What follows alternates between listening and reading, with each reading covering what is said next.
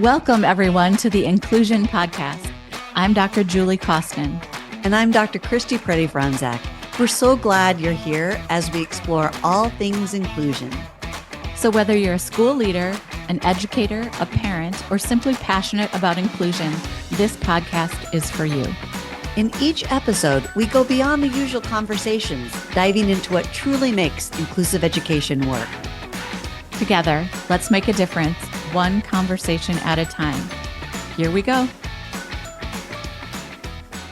Oh my goodness. Hi, everyone. Welcome to the Inclusion Podcast. This one is a hot topic.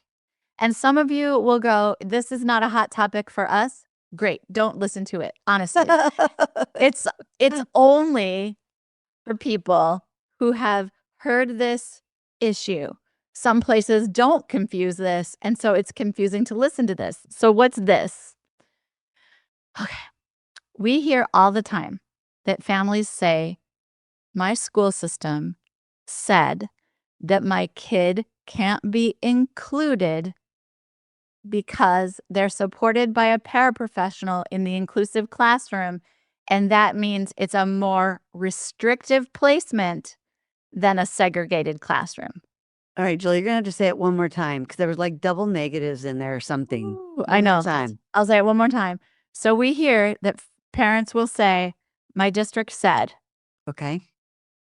that they can't be in an inclusive classroom because they have to be supported by a paraprofessional. And the inclusive classroom is more restrictive than a self-contained classroom because of the paraprofessional. Okay, so I'm the kid.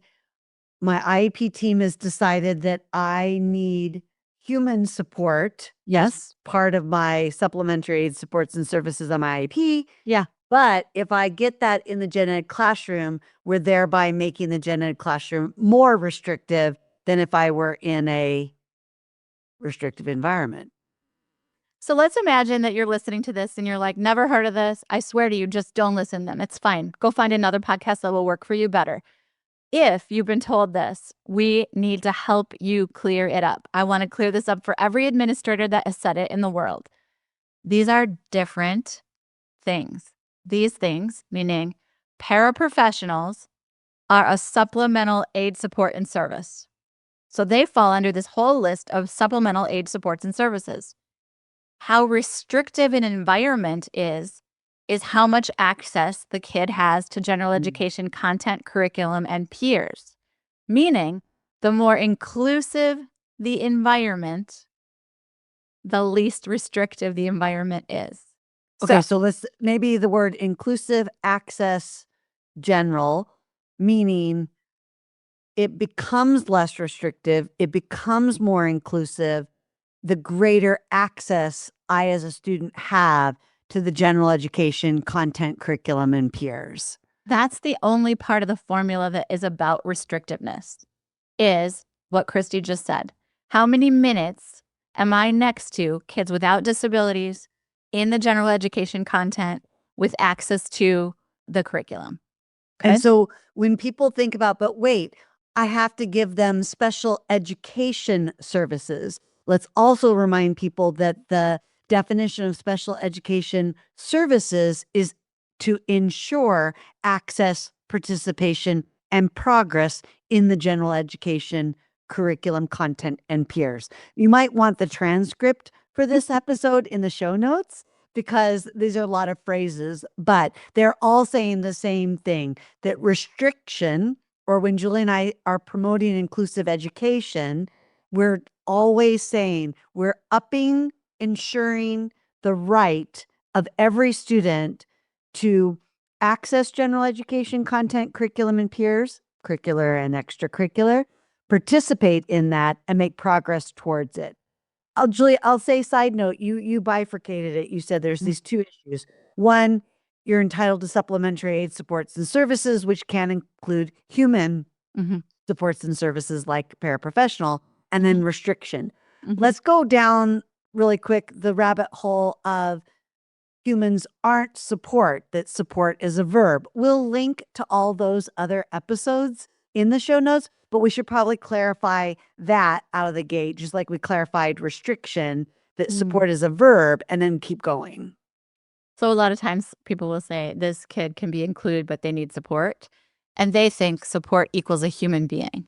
Nope. Support equals about 1 million things we can do to give kids access. For example, you might reduce the reading level of a bit of a text that a student is expected to read by themselves. You might highlight the directions so a student can see what the relevant stimuli is here. You might provide a to-do list so the kid knows exactly what's expected of them during this time. You might use peer support. Like all those things are support. And so when we say support, we don't mean a human. We mean all the possible things. Some kids will require adult support. But what we want you to hear and understand is paraprofessional support has no relationship to the decision about restrictiveness of environment. Okay. When we're looking at least restrictive environment, the only thing we're looking at is where's the place where they can get the most access to general education content, curriculum, and peers. Later, we discuss what supports are necessary to give that student the most access to general education content, curriculum, and peers, but that's not a factor in the LRE decision. And anytime kids are pulled out of general education, it is more restrictive. When the law says less restrictive is what we're looking for, or more inclusive is what we're looking for. Okay.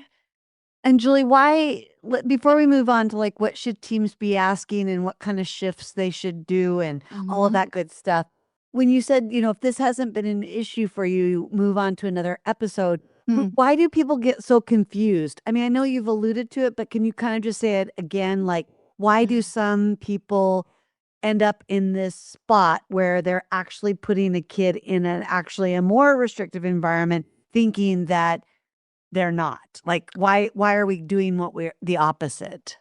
Well, I think this answers the question, but let me know if it doesn't. Okay. It's being used as an excuse by teams to put kids in more restrictive environments. And it's being called the opposite. And so parents who may or may not know any better are like, oh, got it. My kid is going to be in a resource room. My kid is going to be in a self-contained classroom. My kid is going to be in a special ed classroom because that's the least restrictive environment for them. Because if they're in a general ed classroom with the para, that's very restrictive. No. That para conversation needs to be separate from. It doesn't have anything to do with the environment. The goal is to put kids in the most inclusive environments possible.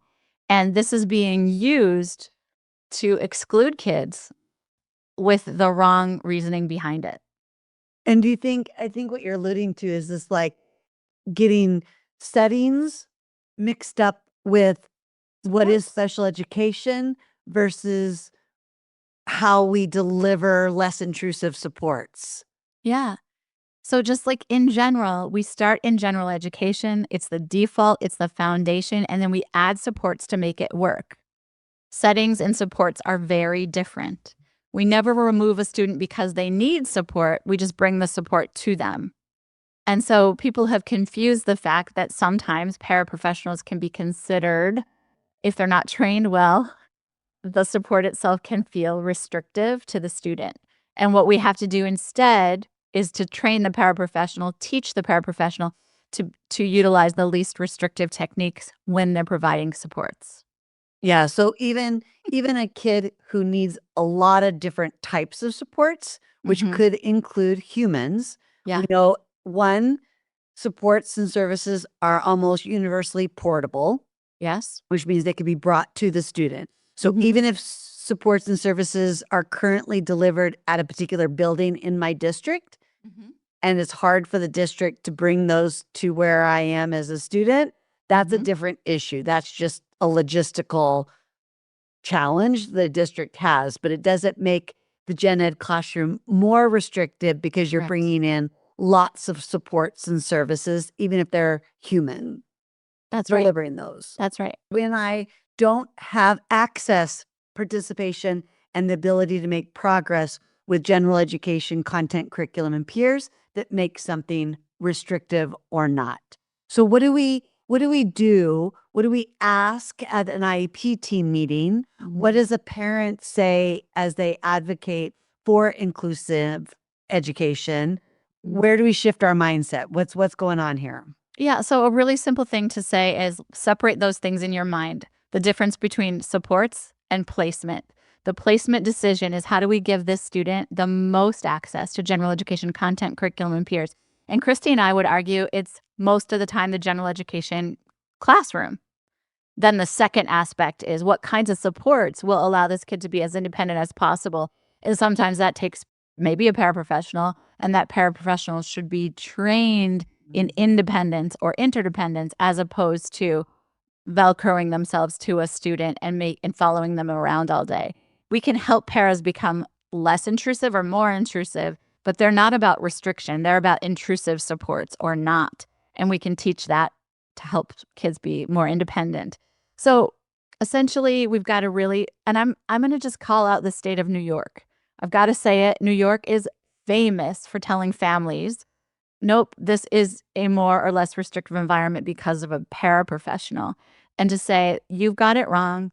We've got to change the legal thinking about this. And we cannot convince families to put kids into more restrictive environments just because the kid needs some adult Or support. supports. Yep. And Julie, as we were prepping for this episode, Yeah. you had these 3 shifts in language. I think they're worth reading or Yeah. stating succinctly. Again, people can get the transcript for this episode. There's actually a handout that we'll talk about here in a minute of what you can also get for this episode at inclusiveschooling.com/download 64. But before we do that, I think that these 3 sentences helped me. And so let's just read them. Okay. The first language change is we don't place students with paras. We support students with paras. Oh, that one is like, that's even for me, Mm-hmm. a really important one. So if people didn't hear it, let's say it one more time and then make sure you get the transcript, because I think saying this at an IEP meeting or an ARD or in the hallway or anytime, Yeah. this is going to be important. We don't place students with paras or paras with students, right? Yep. That's not a Say, placement we decision. don't have enough paras to place with that student. Mm-hmm. We support students with paras because paras are going to offer the verbs. They're going to do the offering of choices, the increasing of access points, da da da da da. Okay. That's right. Okay. The second big shift in language is we don't say they can't be included because they need help. We say they can be included with help. Oh, I like that one too. I do too. And then the last one is inclusion isn't about who is in the room in terms of adults. It's about the support we bring into the room. And so, again, it's just really separating the placement discussion with the supplemental aid supports discussion. And the goal for least restrictive environment is that all kids have the maximum access to students without disabilities, content, and curriculum of general education. And so that's the goal. So remember, a para is a supplemental aid and service, not an environment. And when we get this right, we give students what they legally deserve, which is access, belonging, and the right to learn alongside their peers with the support they need to shine. So, Christy, Julie, let's tell them a little bit about what the download will give them. It's just like a preview so that those who need it know that they didn't have to madly commit all of this to their memory or even just rely on the transcript, but that the handout for episode 64 at inclusiveschooling.com/download 64 has some really important pieces and parts for them, as well as hyperlinks to other resources and supports. Yeah, so I just have to say that on Facebook recently, I just addressed this. And I was explaining what least restrictive environment meant. And I was using IDEA's definition, right? But somebody wrote, I don't agree. And I was just like, oh, well, then go back and read IDEA's definition of least restrictive environment. And I'll put a link in the show notes to IDEA, Yeah. which is the Individuals with Disabilities Education Act of 2004, which hopefully continues to be there at the time you all are listening to this. That's right. So the handout is called A Paraprofessional is Not an Environment. And we have information about what is least restrictive environment.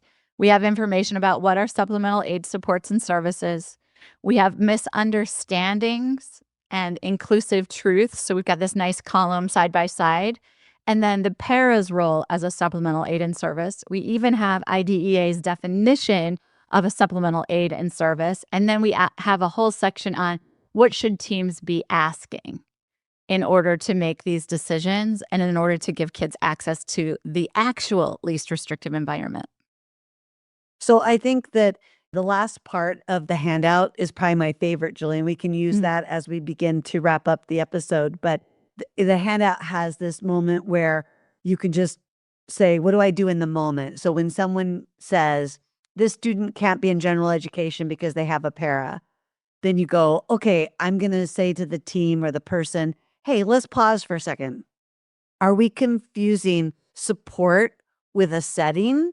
Mm-hmm. Because support is how we make inclusion possible, not how we restrict it. And they might think you're speaking a different language, just like maybe you felt at the start of this episode, and say, well, let's listen to this episode together, or let's take this handout and explore what is the difference between a support and a setting? What's the difference between paras offering support as a verb versus we're limiting access, participation, progress, which is actually the restriction?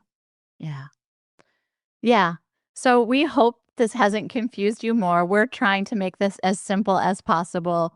But I'll just say if someone tells you that a paraprofessional is an environment or it's a factor in deciding least restrictive environment, they are not legally correct. And there is much more to the conversation that needs to happen before you move a kid to a self-contained or resource room because they need a paraprofessional. Thank you for tuning in, and don't forget to subscribe and catch up on past episodes where we share valuable insights, straight talk, and practical steps to challenge outdated special education practices. You can find every episode with the show notes at inclusiveschooling.com/inclusion-podcast to build more inclusive schools together.